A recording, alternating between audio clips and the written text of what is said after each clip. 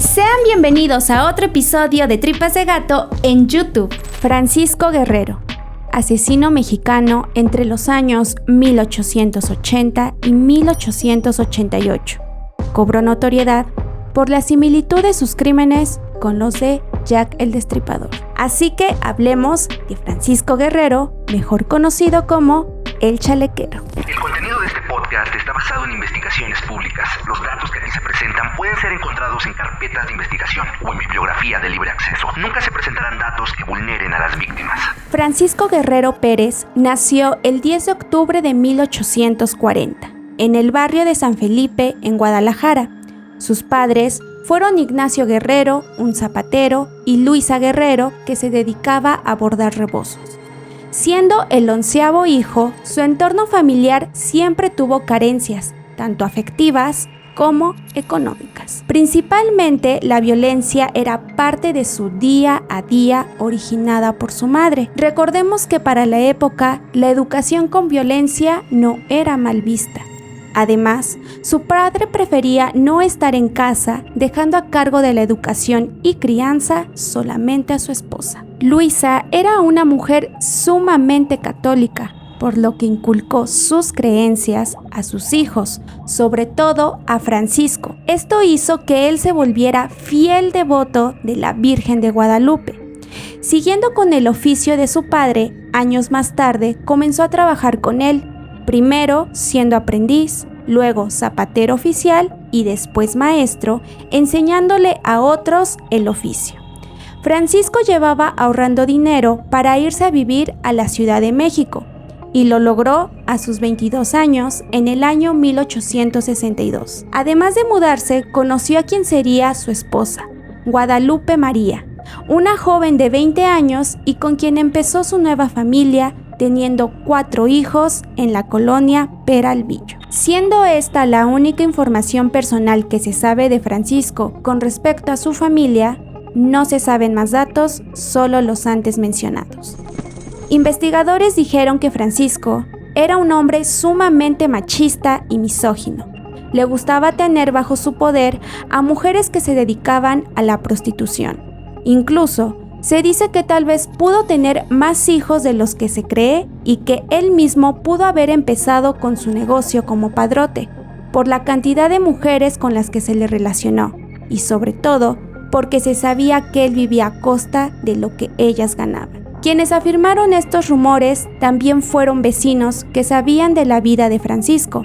Lo describían como un hombre raquítico, de piel morena y con una mirada intimidante y fuerte. Esto les generaba miedo y preferían no entablar conversación con él o decir algo de cómo trataba a las mujeres con las que se le veía. Su peculiar forma de vestir fue lo que le trajo el mote de El Chalequero, aunque algunos lo llamaban Antonio el Chalequero. Su aspecto era de un hombre bien vestido para la época, lo que algunas mujeres llegaron a considerar guapo, elegante y muy cuidadoso con su aspecto físico. Vestía pantalones entallados, fajillas de colores vibrantes y chalecos de charro, siendo esta última prenda la más distintiva de su aspecto. Por otro lado, hay quienes dicen que el apodo era por la frase "a puro chaleco", que hace referencia a poder tener a la mujer que se quiera como pareja sexual, sobre todo si ésta se niega. Hasta este punto queda más que claro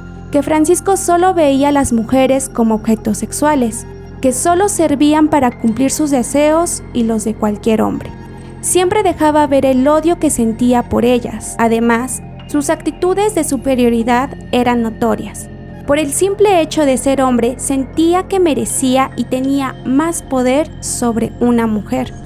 Por las calles de Peralvillo y Tepito en la Ciudad de México, entre los años 1880 y 1888, comenzaron a aparecer cuerpos de mujeres violentadas, con múltiples heridas, mutilaciones y señas de haber sido abusadas, halladas a las orillas del río Consulado. Por ese momento, en Londres, estaba sonando la noticia de que una persona estaba asesinando a mujeres que se dedicaban a la prostitución, pero el paradero del autor era y fue una incógnita. Así es, Jack el Destripador. Esto hizo que en México surgiera el pánico de que el asesino estaba en este lugar, pues a la mayoría de mujeres a quienes se les quitó la vida eran sexoservidoras. Solo que en este caso había una pista de quién pudiera ser el responsable, debido a que este no se preocupaba por ocultar indicios o ser descubierto. El total de mujeres encontradas fue de 18. Todas presentaban mismas características de lesiones y haber sido abusadas, todas localizadas en el mismo sitio. Las víctimas fueron difíciles de identificar. Para la época, tener este trabajo, además de ser mal visto, era ser excluida de la familia a la que pertenecías. Es por eso que aunque hubo personas que tal vez sí las reconocieron, prefirieron callar por el qué dirán. Al final, solo 9 fueron reconocidas.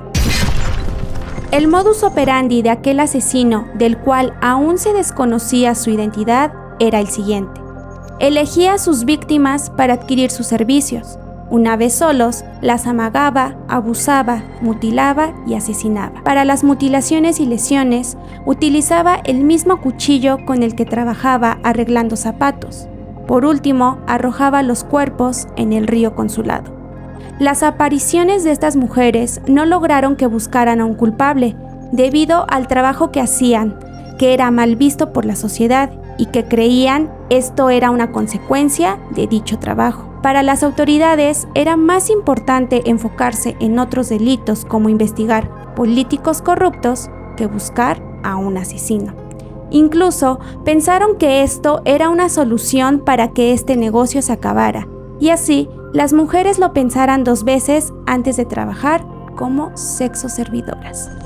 Por esas razones es que el asesino llevó varios años cometiendo crímenes sin que nadie le siguiera la pista. La gente sospechaba de Francisco por lo violento que era y sobre todo porque solía acudir a cantinas y sentirse orgulloso de confesar entre líneas que él era el asesino. Le gustaba que le tuvieran miedo, pues eso lo posicionaba como un hombre respetado, al que antes de que una mujer se metiera con él, tendría que pensarlo 2 veces. Como el hallazgo de mujeres iba en aumento y la noticia de Jack el Destripador se esparcía generando miedo en la sociedad, las autoridades decidieron tomar ahora sí cartas en el asunto y comenzaron a investigar. Investigaron a las mujeres que trabajaban por la zona, encontrando pistas que lo llevaron al responsable.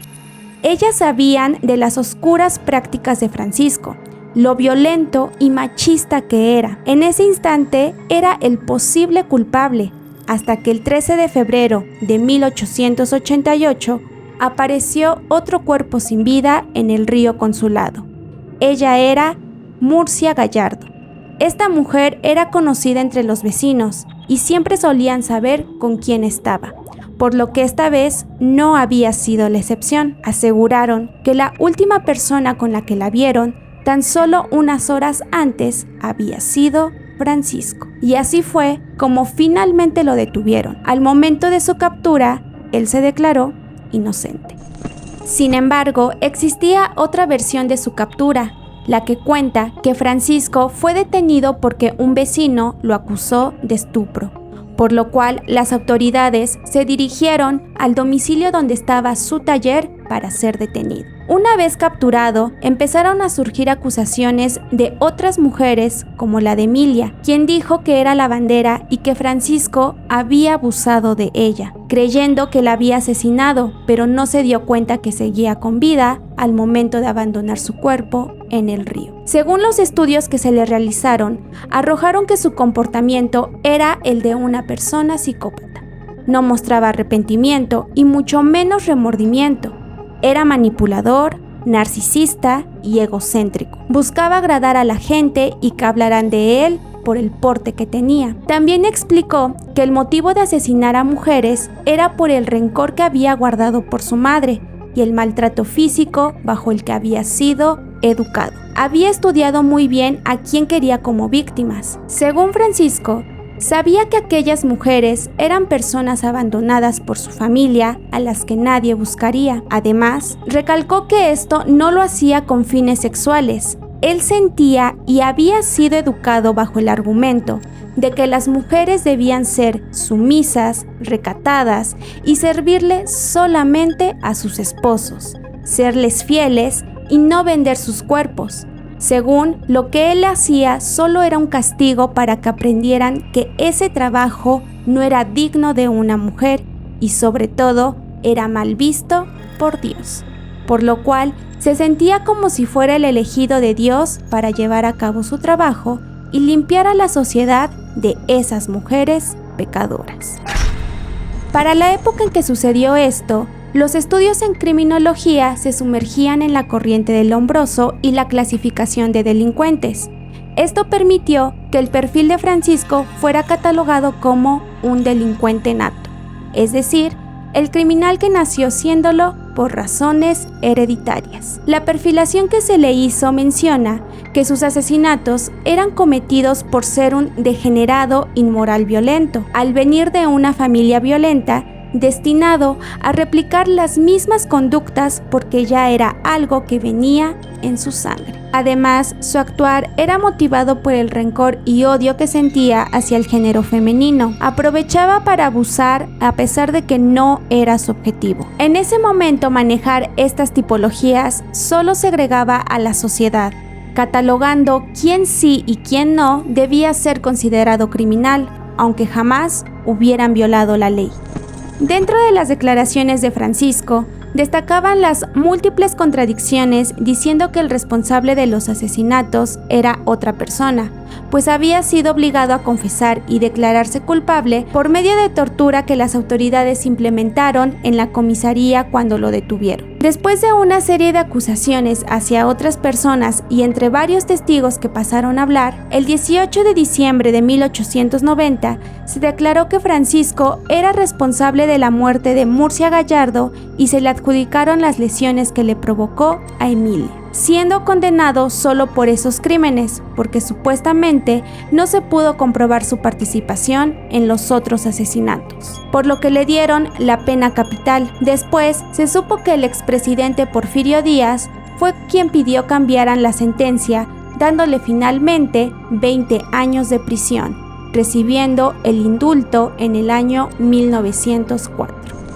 Pasaron algunos años hasta que el 31 de mayo de 1908 apareció sin vida en el Río Consulado otra mujer que tenía 80 años. Como mencionamos en un principio, el término asesino serial aún no estaba vigente, así que quien relacionó ese asesinato con los anteriores que habían pasado fue un reportero que había seguido el caso. Así que con esa información fue detenido el 13 de junio de 1908 Francisco para ser interrogado al respecto. Con lo que no contaba él es que habían testigos que lo habían visto asesinar a dicha mujer. Con muchas pruebas en su contra, fue detenido y puesto en prisión nuevamente, pero ahora en Lecumberri, sin posibilidad de salir en libertad. Durante ese tiempo, algunos presos describieron a Francisco como una persona callada que siempre buscaba cuidar su aspecto físico y, según corre el rumor, que había hecho la petición al director del penal para que su familia le mandara ropa adecuada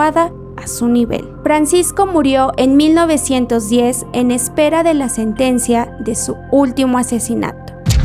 Las causas oficiales nunca se supieron. Hay quienes apuntan que fue por enfermedad, pero otros dicen que simplemente apareció sin vida. Francisco fue considerado un asesino desorganizado, que no le importaba dejar pistas en sus crímenes.